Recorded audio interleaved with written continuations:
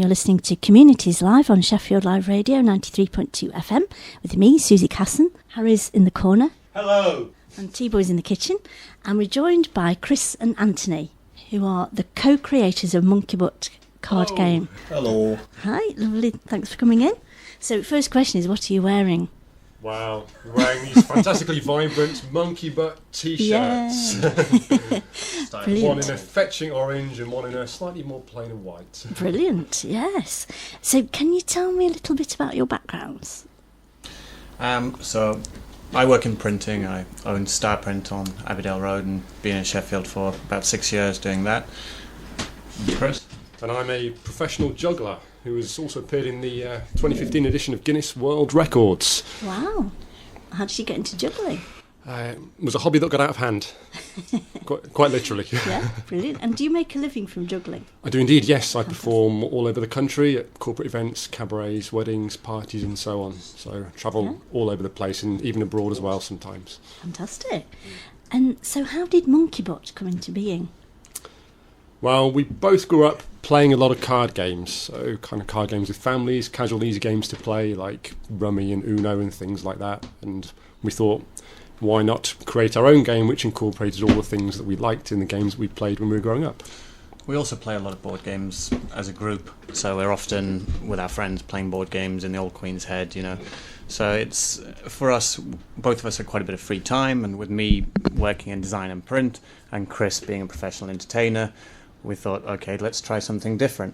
And like Chris said, with our backgrounds and everything, it seemed like a natural direction. Yeah. And Monkey Butt was born. Great. And you work very closely as a team. You seem to. Especially closely with this one too microphone. Heads close together. And we've got an issue of Monkey Butt here. Yeah, we've got a brand new game. copy here, yeah. It's got fantastic artwork on it, comes in a really, really nice box. The cards are really high quality, so they're slightly thicker than average, so they last a lot longer than your sort of normal playing cards. Yeah.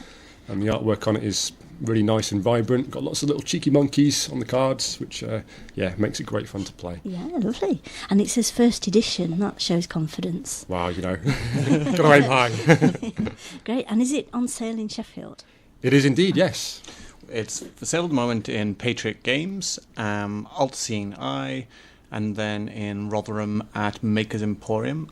Elsewhere it's for sale in other places in the country as well, but in Sheffield those are the stockists at the moment. Fantastic. And how much is it?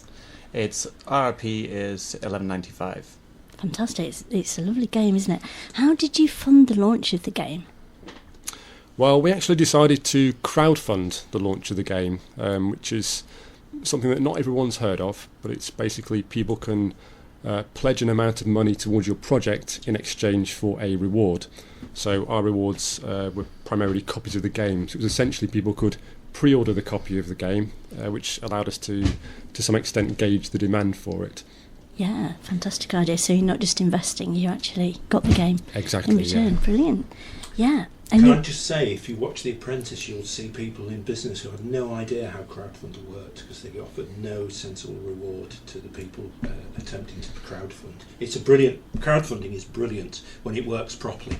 Yeah, and we're talking, is it what the Gardener's Rest are doing as well? Sorry, the Gardener's Rest, very successfully done that as well. We'll be chatting about that later. It is a very successful way. If you've got a good product like this.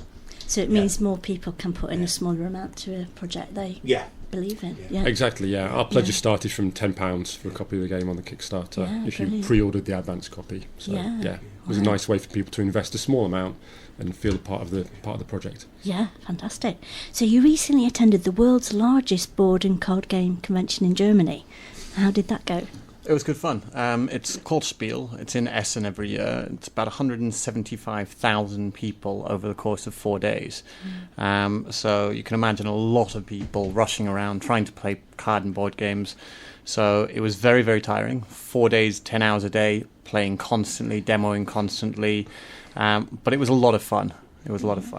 Yeah, Essen's absolutely crazy. It's a place you can go and you can find every kind of board game around, right from your very highly strategic, sort of more geeky board games, right through to the games like Monkey Butt, your very family-friendly, fun board games. Yeah, brilliant. If you go to our Facebook page, Monkey Butt Game, you'll see a short video of people entering the convention in Essen, and you'll see literally thousands of people queuing up to get in. It really is something else. Great. And did you get good feedback from the people there?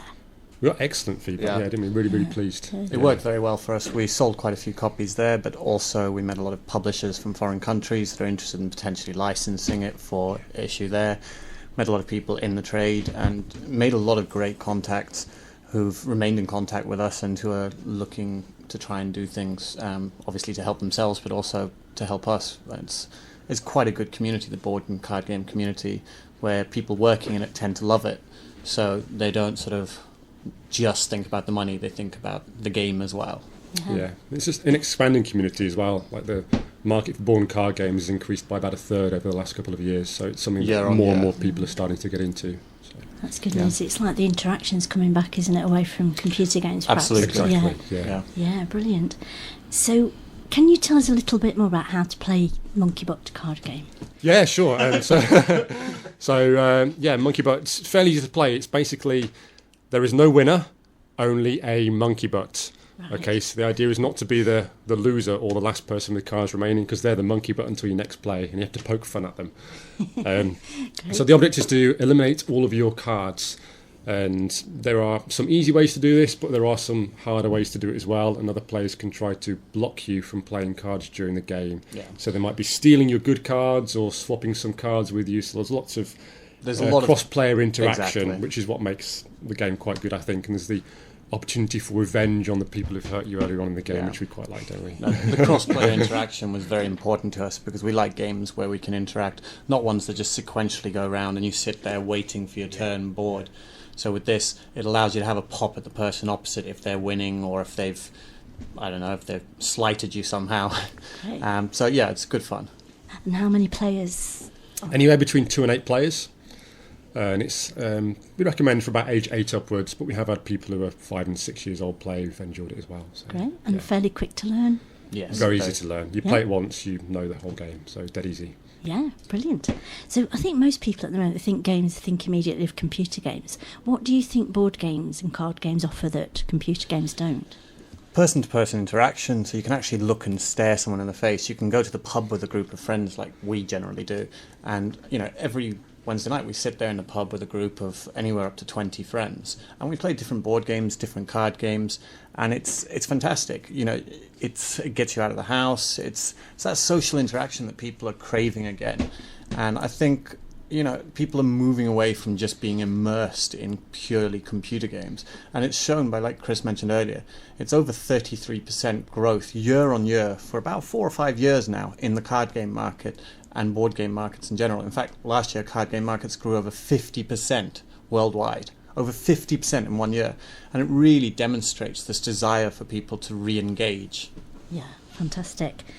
And talking on the same subject, how do you envisage card and board games developing in the future?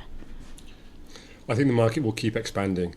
There are more and more publishers out there releasing more and more games of increasing variety, I would say. And things like Essen, the convention Essen, show that people are really, really keen on board games around the world. Well, I mean, for example, 2 years ago, last year, in fact, beginning of last year, there was a game, I don't like to drop the name because effectively it's a rival, but Exploding Kittens, which was done off the back of a social media campaign, and that became the most backed peer-to-peer project ever, and it had 400,000, was it, or was it 200? It was a crazy number of backers. It was raised millions. I think it was over $250,000 backers backed this card game, and it's just a simple card game, and it was not cheap. It was about $35 for the copy that most people backed for. So you can imagine it raised almost $10 million, which was more than the entire card game market in the US was worth 5 years ago. So it's only going one direction at the moment. Yeah, that's brilliant. Board games really have moved beyond your stereotypical Cluedo and Monopoly. Yeah, brilliant. Absolutely. Yeah, and bringing friends and families together again, isn't it? Yeah, exactly. Interacting, brilliant. So have you two got any future games planned? We've got a couple of games in the pipeline at the moment. We're not going to say too much about them right now, but we'll certainly be back knocking on your door when we're a bit closer to releasing. Yeah. But one of them will be a board game, another will be a card game. Both of them are sort of, like I say, in the pipeline at the moment. But the sky's the limit. If those go well as well, we'll certainly look to continue growing. Nowadays there's cooperative games where you play against the game as a group rather than against each other. You've got sort of all kinds of games. So it'd be nice to try a hand at making a few different games and see how we go.